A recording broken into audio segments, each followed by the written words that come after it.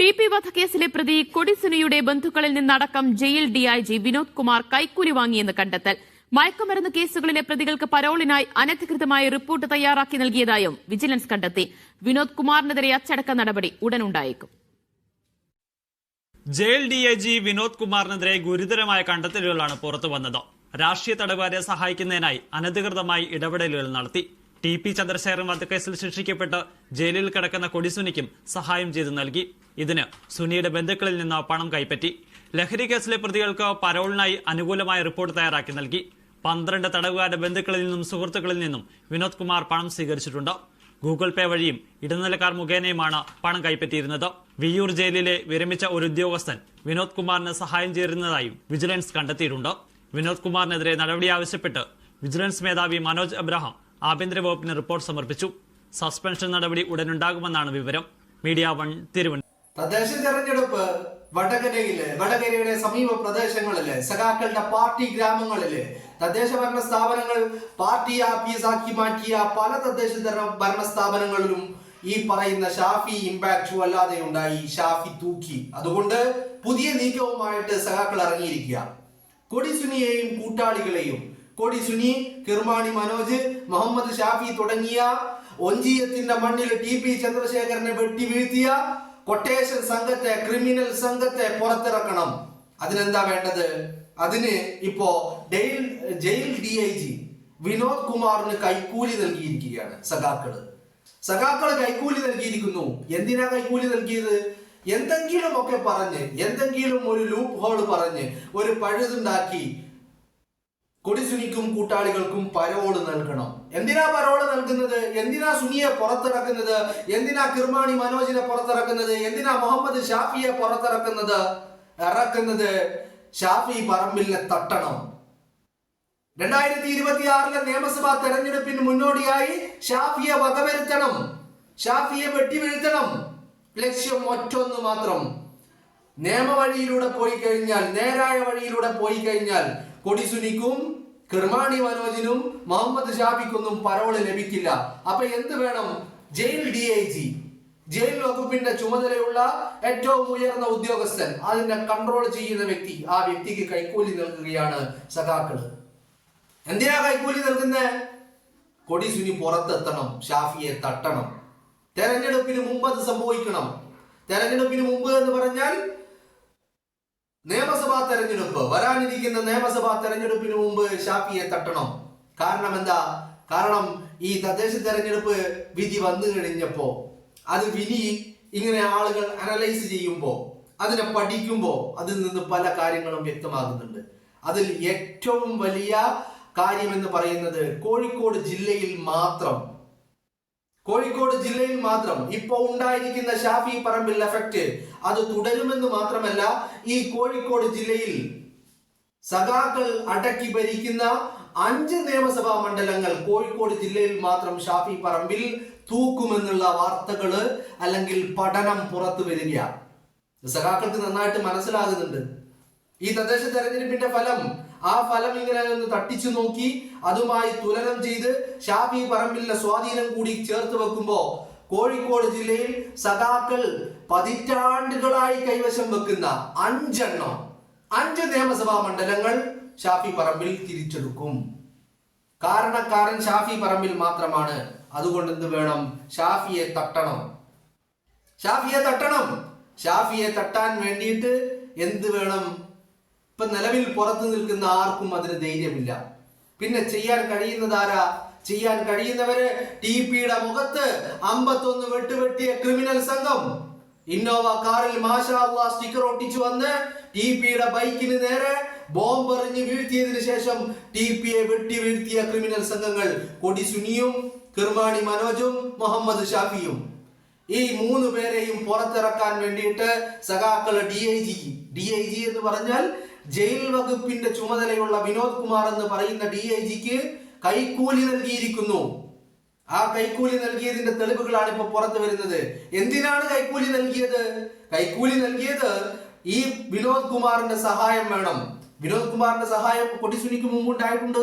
വിയ്യൂർ ജയിലിൽ അതീവ സുരക്ഷാ സെല്ലിൽ കിടന്നിരുന്ന കൊടിസുനി ആ കൊടി സുനിയെ കണ്ണൂരിലെ ജയിലിലേക്ക് മാറ്റാൻ വേണ്ടിയിട്ട് ഈ വിനോദ് കുമാർ ഇടപെട്ടു. എന്താണ് ഇടപെട്ടത്?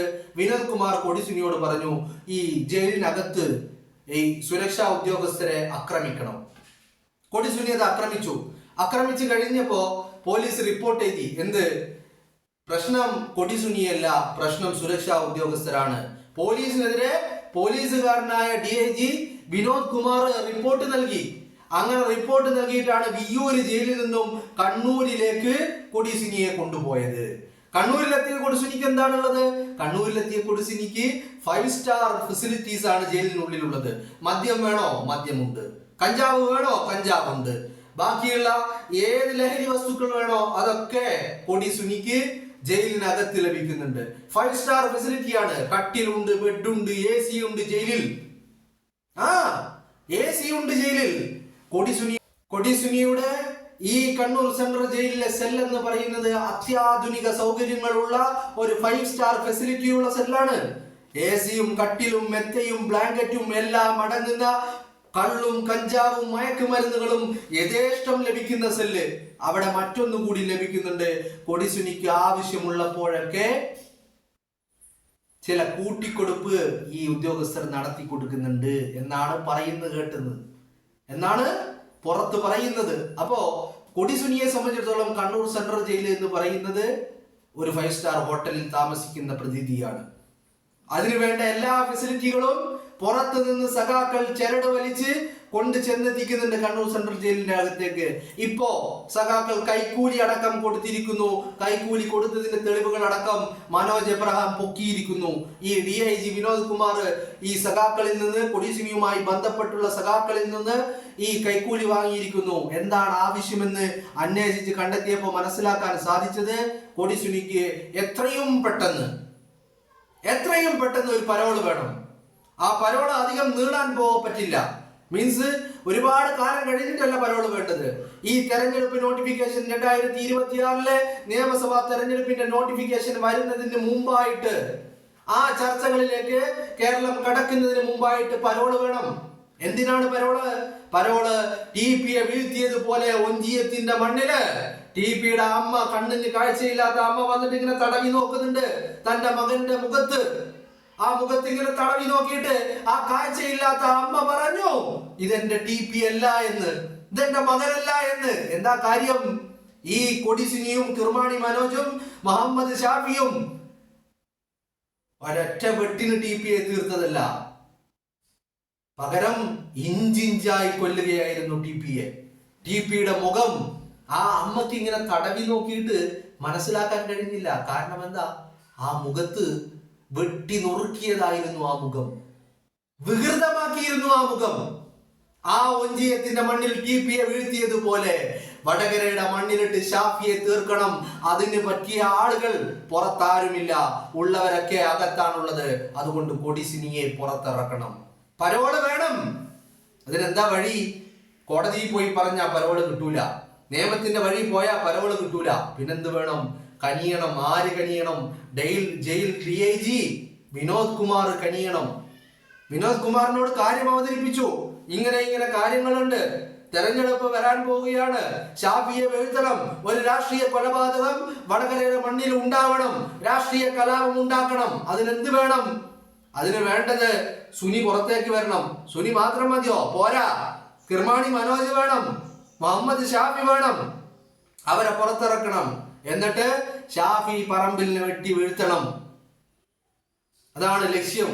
അപ്പോ ഈ പറയുന്ന DIG ജയിൽ വകുപ്പ് മേധാവി വിനോദ് കുമാർ പറഞ്ഞു, സംഭവമൊക്കെ ശരിയാ, ഇറക്കിത്തരാം. വിയ്യൂരിൽ നിന്ന് കൊടി സുനിയെ കണ്ണൂർ സെൻട്രൽ ജയിലിലേക്ക് എനിക്ക് എത്തിക്കാൻ കഴിഞ്ഞിട്ടുണ്ടെങ്കിൽ എന്റെ കൂടെ നിൽക്കുന്ന പോലീസുകാരെ ഞാൻ ഒറ്റുകൊടുത്തിട്ടാണ് ഇവിടെ എത്തിച്ചിട്ടുള്ളത്. അതിനുള്ളതൊന്നും കിട്ടിയിട്ടില്ല. അപ്പോ കിട്ടിക്കഴിഞ്ഞാൽ, കാണേണ്ടതുപോലെ കണ്ടു കഴിഞ്ഞാൽ കൊടി സുനിയെ ഇറക്കിത്തരാം എന്ന് മാത്രമല്ല, ഷാഫിയെ തട്ടിയ ഉടനടി സുനിയെ ജയിലിനകത്തേക്കും എത്തിത്തരാം. ആരുടെ തലയിലും ആകാതെ കാര്യം ഞാൻ കൈശലാക്കി തരാമെന്ന് വിനോദ് കുമാർ പറയുന്നു. അപ്പൊ കാണേണ്ട രീതിയിൽ കാണണം. ഒരു വട്ടം അയച്ചു ഗൂഗിൾ പേയില്, പോരാ, ആയിട്ടില്ല. ഇതുപോലെ ആരോമൽ ചേകവരുടെ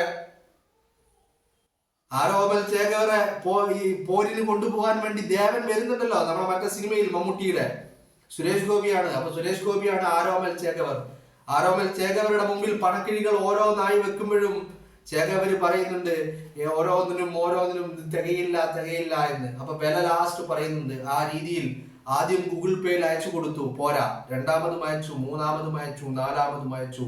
അങ്ങനെ പല തവണകളായി എല്ലാം നടത്തിയത് ഗൂഗിൾ പേ ഇടപാടുകൾ. ആ ഗൂഗിൾ പേ ഇടപാടുകളിലൂടെ പണം വാങ്ങി കൈക്കൂലി നൽകി സഖാക്കള്. കൊടിസുനിയുടെ ബന്ധുക്കളായ കൊടിസുനിയുമായി ബന്ധപ്പെട്ട സഖാക്കള് കൈക്കൂലി നൽകി.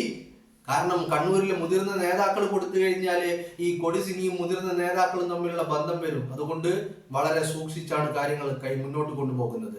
അത് കൊടിസുനിയുമായി ബന്ധപ്പെട്ട ചില ആളുകൾ, കൊടിസുനിയുടെ ബന്ധത്തിൽപ്പെടുന്നവര് അവർക്കൊക്കെ പണം നൽകി അവരുടെ അക്കൗണ്ടുകളിൽ നിന്ന് DIG വിനോദ് കുമാറിന്റെ അക്കൗണ്ടിലേക്ക് ഗൂഗിൾ പേ വഴി ഫണ്ട് ട്രാൻസ്ഫർ ചെയ്തു. ഇപ്പൊ കാര്യങ്ങൾ ഡീലായിട്ടുണ്ട്. ഇനി എന്നാണ് പുറത്തേക്ക് ഇറക്കേണ്ടത് എന്ന് ഈ പൈസ അയച്ചവർ പറയുന്ന ദിവസം പുറത്തേക്ക് ഇറക്കി കൊടുക്കും. പ്ലാനുകൾ എല്ലാം ഓരോന്നും കൃത്യമായി പ്ലാൻ ചെയ്ത് പദ്ധതികൾ തയ്യാറാക്കിക്കൊണ്ടിരിക്കുകയാണ്. ലക്ഷ്യം ഒന്ന് മാത്രം, ഷാഫി പറമ്പിലാണ് ലക്ഷ്യം. ഷാഫി പറമ്പിൽ മാത്രമാണ് ലക്ഷ്യം. കാരണം പൊളിയാത്ത കോട്ടകളും തകരാത്ത കോട്ടകളും തകർന്നടിഞ്ഞിരിക്കുന്നു ഈ തദ്ദേശ തെരഞ്ഞെടുപ്പിൽ. ഇതേ പോക്ക് പോയി കഴിഞ്ഞാൽ നിയമസഭാ തെരഞ്ഞെടുപ്പിൽ കോഴിക്കോടും കണ്ണൂരും ബാക്കി അവശേഷിക്കാൻ ഒന്നും ഉണ്ടാവില്ല എന്നുള്ള തിരിച്ചറിവാണ് ഇപ്പൊ കൊടിസുനിയെയും കിർമാണി മനോജിനെയും മുഹമ്മദ് ഷാഫിയെയും ഇറക്കിക്കൊണ്ട് ഷാഫി പറമ്പിലിനെ വകവരുത്താനുള്ള തീരുമാനം CPM സഖാക്കള് കൈക്കൊണ്ടിരിക്കുന്നത്.